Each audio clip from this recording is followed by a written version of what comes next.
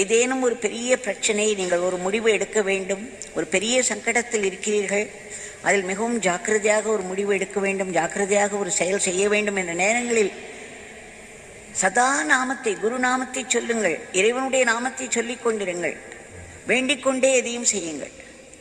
நாமத்தை சொல்லுங்கள், பிரார்த்தனை செய்யுங்கள். இந்த இரண்டையும் மனதில் வைத்து கொண்டே எந்த ஒரு தீர்மானமும் எந்த ஒரு செயலிலும் ஈடுபடுங்கள். இல்லையென்றால்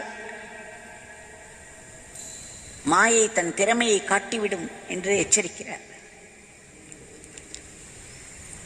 இது நாம் எல்லோருக்கும் திரும்ப திரும்ப மனதில் கொண்டு வந்து,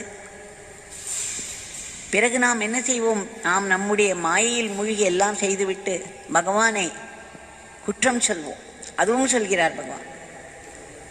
அவரவர்கள் மனப்போக்கில் போய் எல்லாம் செய்துவிட்டு கடைசியில் இந்த பிச்சைக்காரன் தலையில் பழியை போட்டு விடுவார்கள் என்று வேறு